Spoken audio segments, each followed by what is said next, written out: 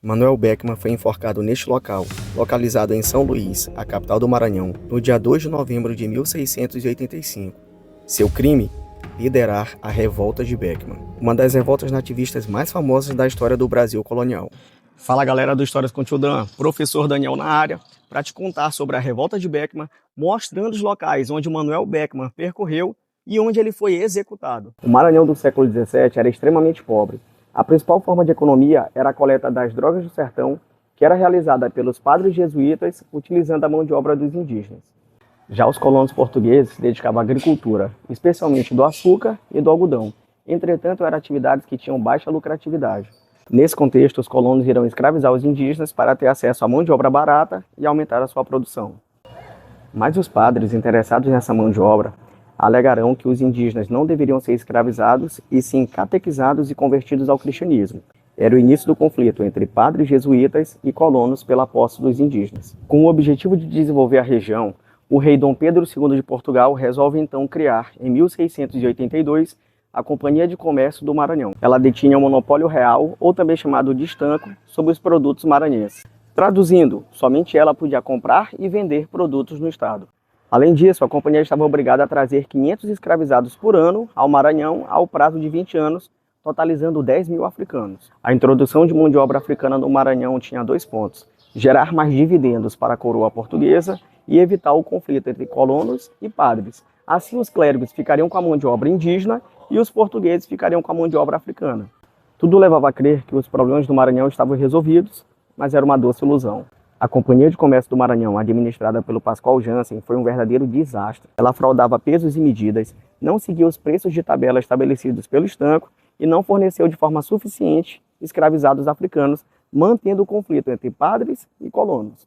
E se esses problemas já não fossem suficientes, ela ainda era corrupta, privilegiando embarcar os produtos do governador do Maranhão, Francisco Sá Menezes, que nem aqui morava, ele morava no Grão-Pará. A pobreza no estado se agravou, gerando a insatisfação geral. E foi aí que um grupo de pessoas liderados pelos irmãos Tomás e Manuel Beckmann e o Jorge Sampaio resolveram se revoltar contra a companhia, contra o governador do Maranhão e contra os padres jesuítas que impediam a escravização dos indígenas. Na madrugada do dia 24 de fevereiro de 1685, os colonos portugueses, liderados pelo Manuel Beckmann, Tomás Beckmann, Eugênio Ribeiro e o padre Inácio da Fonseca, decidiram pegar em armas aqui no convento da igreja de Santo Antônio, marchar em direção ao Palácio do Governo para prender o capitão-mor Baltazar Fernandes.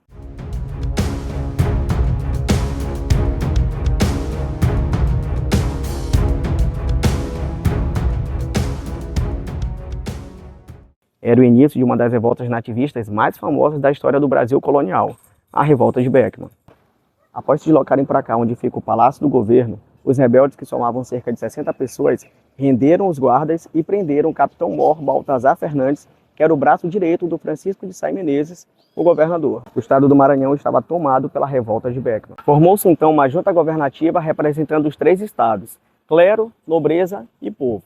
Representando o clero, a gente tinha os padres Inácio da Assunção e Inácio da Fonseca.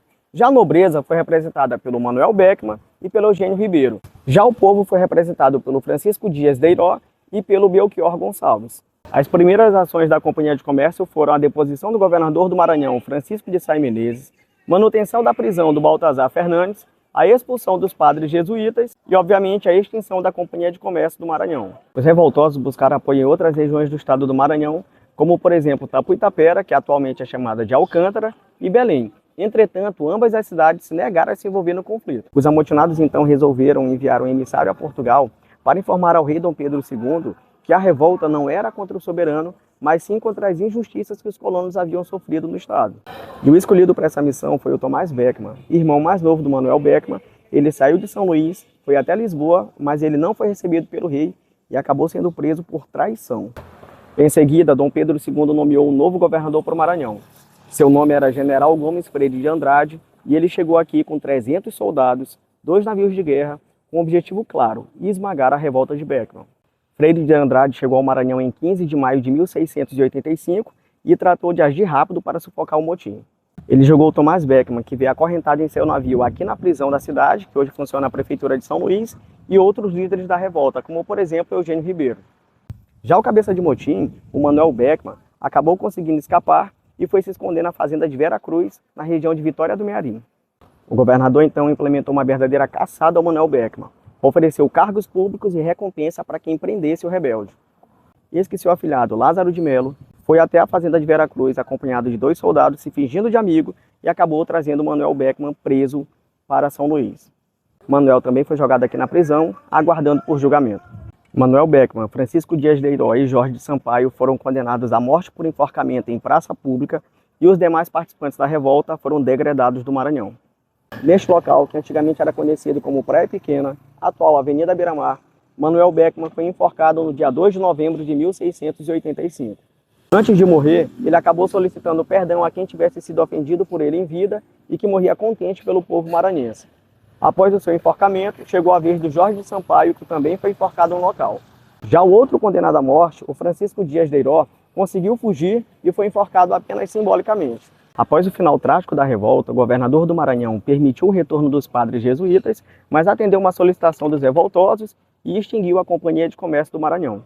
Manoel Beckman teve seu corpo enterrado onde hoje funciona o Banco do Brasil, que no século XVII era o cemitério da Santa Casa da Misericórdia. E seu corpo provavelmente continua aqui, visto que em todas as pesquisas que eu fiz, não há nenhuma menção de remoção do seu corpo para outra localidade.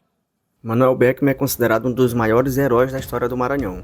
Embora tenha sido um fazendeiro proprietário de escravizados que lutou pelo direito de escravizar indígenas. Isso inclusive gera muita polêmica atualmente, pois há diversas homenagens no estado do Maranhão a um senhor de escravizados que deu sua vida pelo direito de escravizar indígenas. E se você gostou desse vídeo, deixa teu like, me segue nas redes sociais @Histórias com Tio Dan e não se esqueça de se inscrever no meu canal. Eu vou ficando por aqui, valeu, falou e fui!